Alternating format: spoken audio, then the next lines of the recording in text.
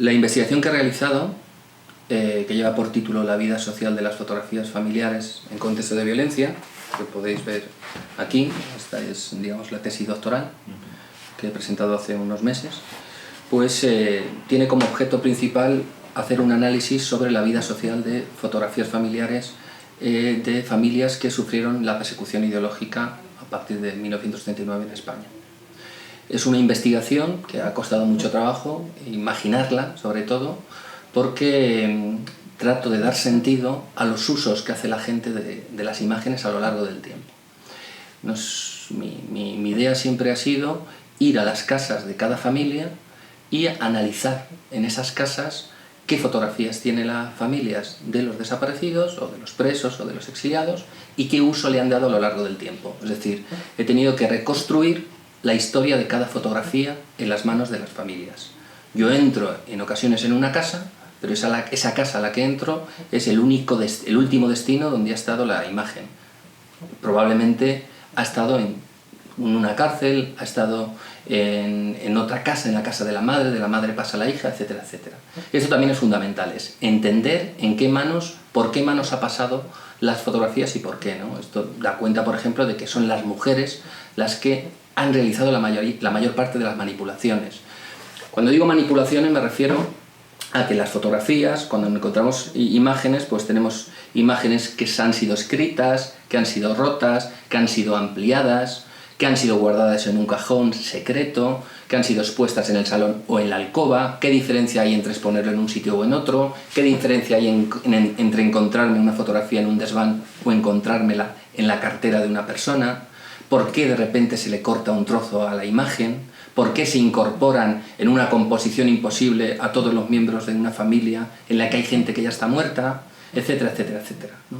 Mi investigación trata de dar sentido a todas estas manipulaciones populares que hace la gente con las imágenes y explicar en ese sentido cómo se construye la memoria, ¿no? Cómo se transmite en un contexto de violencia el trauma que ha sufrido una familia que el régimen, digamos, ha asesinado a alguno de sus miembros.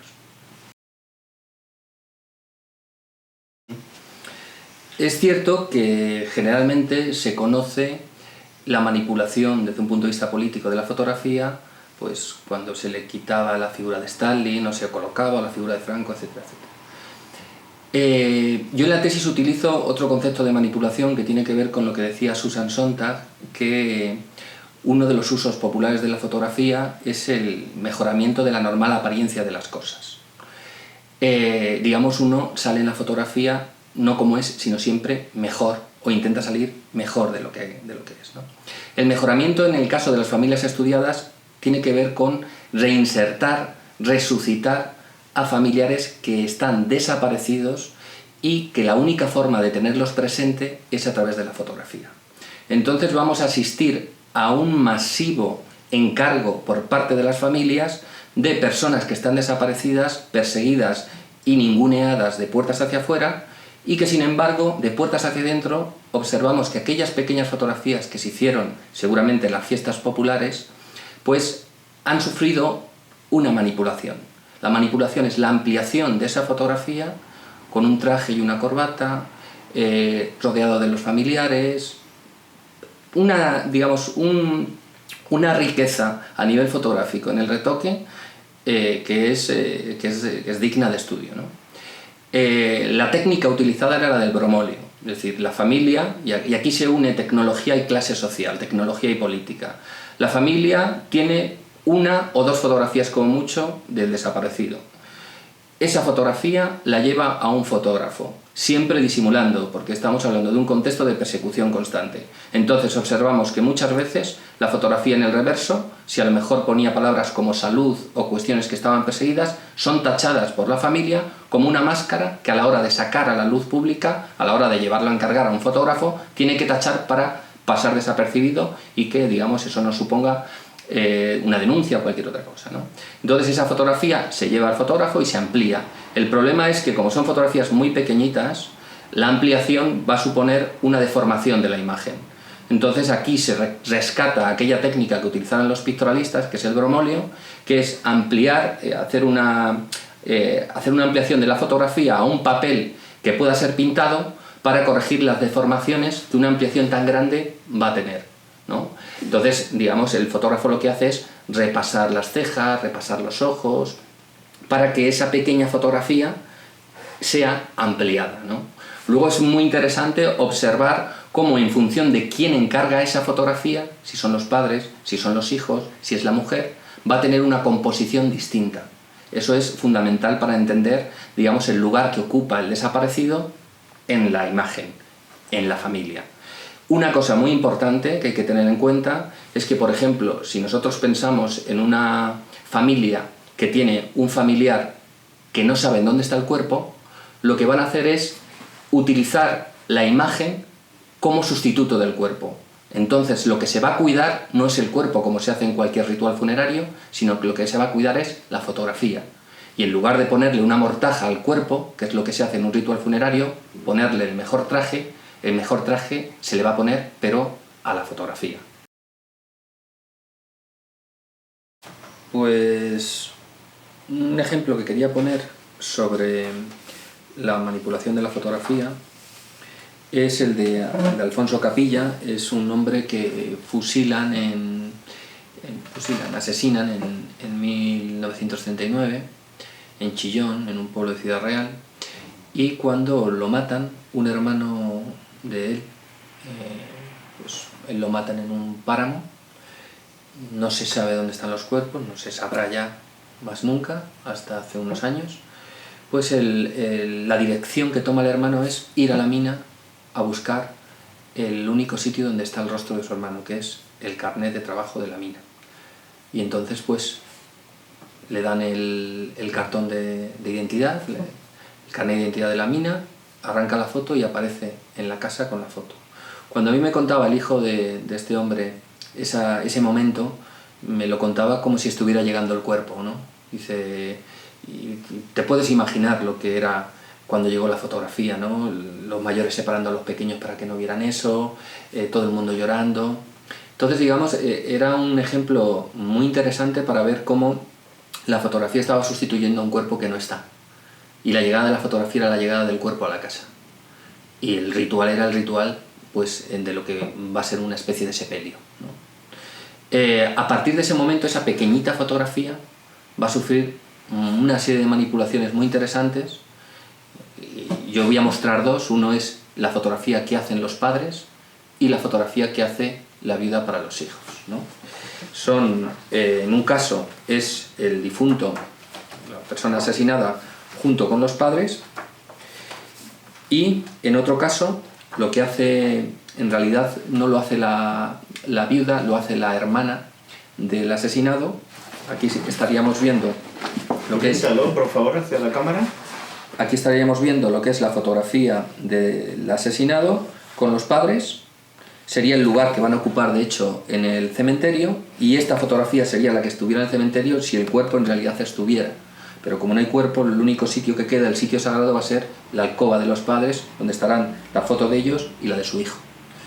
Esto es la fotografía que hacen los padres a partir de la pequeña fotografía de la mina.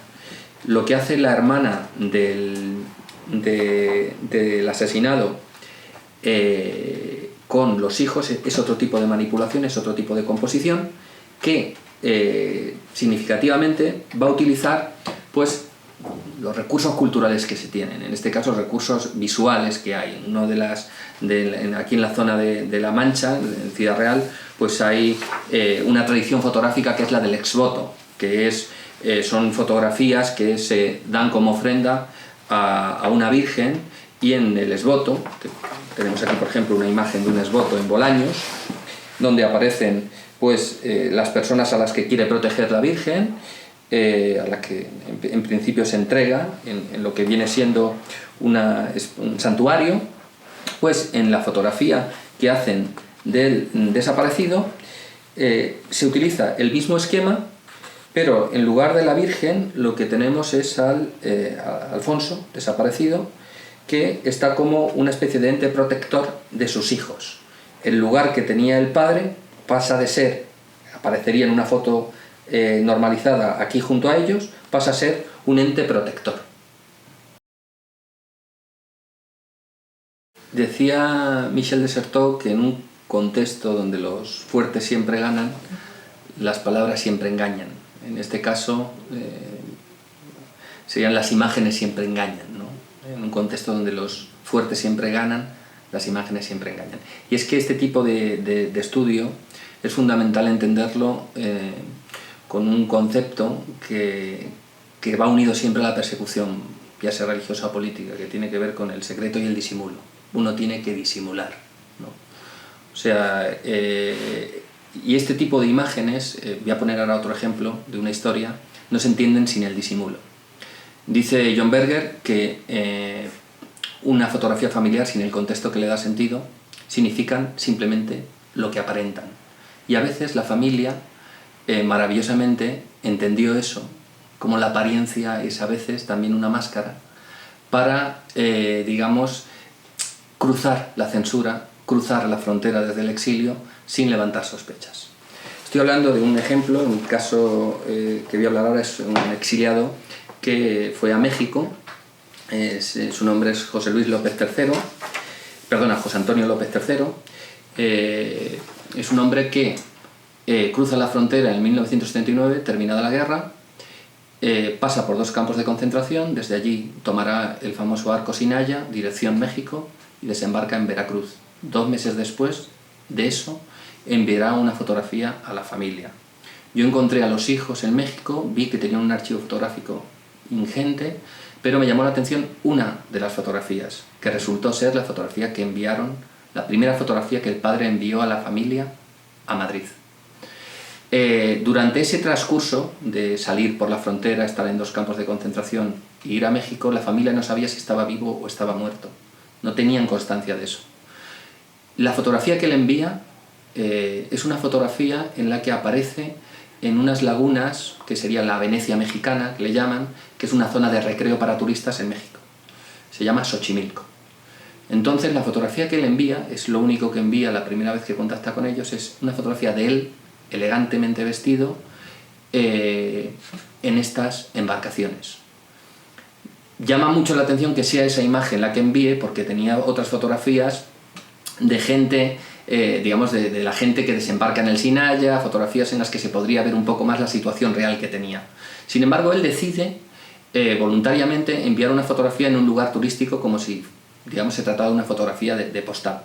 Y llama mucho la atención porque si le giramos la fotografía, lo que vemos es que lo único que dice es: esto es la Venecia mexicana, que lo llaman los mexicanos, y por un peso puedes estar 1 hora en barca. O sea, después de estar el hombre meses sin contactar con la familia, le envía una fotografía como si fuera de un turista. Y esa es precisamente la estrategia que estaba desarrollando él. Es decir, sabiendo que las fotografías iban a ser interceptadas por la censura, lo que hace es esconderse en las apariencias. Es decir, aparentar ser un turista o aparentar ser un primo lejano que vivía en México y que viaja por ocio. Es decir, no es un exiliado político que viaja por necesidad, sin casi dinero y buscándose la vida, sino es un hombre que tiene tiempo y dinero para viajar por ocio. Entonces, lo que necesita hacer para eso es buscar el paisaje que le permita que se entienda que es así, ¿no? Entonces él se va a Xochimilco, se hace una fotografía de turista y la envía. La censura, al mirar la fotografía, dirá: pues esto es un turista, un hombre que viaja por ocio. La fotografía pasa a la mujer y la mujer, al ver la imagen, entiende que su marido está vivo y que está en México.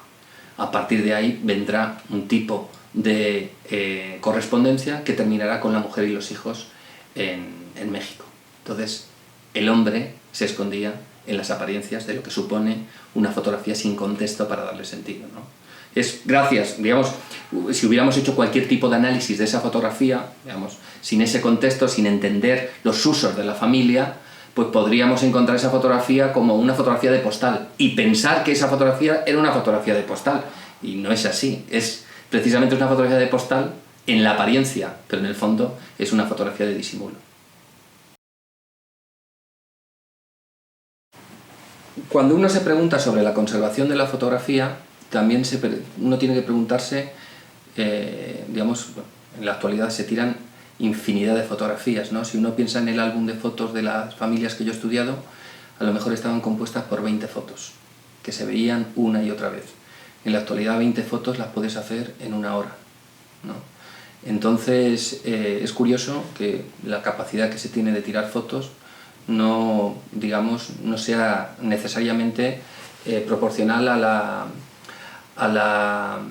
la lectura de las imágenes por parte de la gente. Es decir, uno tira fotos, pero luego no mira tantas fotos, ¿no? Quizás una de las preguntas que mi tesis ha estado ahondando y que tiene que ver sobre la muerte de las fotografías, ¿no? Sobre la vida de una fotografía y por tanto su muerte. Generalmente es muy interesante observar en la investigación que he realizado cómo han sido manos femeninas las que han dado sentido a las imágenes. De tal manera que me encuentro en conversaciones con familiares que el hombre dice que cuando se mueran las fotos hay que quemarlas, y ahí ya te está dando el sentido de que una imagen tiene sentido en las manos de la gente con la que ha convivido, y el punto de vista de la mujer, que al tener hijas dice no, esto tiene que pasar a mis hijas y por tanto continuar el legado de la familia a partir de la siguiente hija. Es decir, tenemos que pensar en la mujer como a través de la fotografía es un transmisor del pasado hacia el futuro, a través de sus manos y a través de una herencia que ella recibe por parte de su madre, de que con las fotografías se habla de la familia. El hombre, en el caso estudiado, no ha tenido esas herramientas.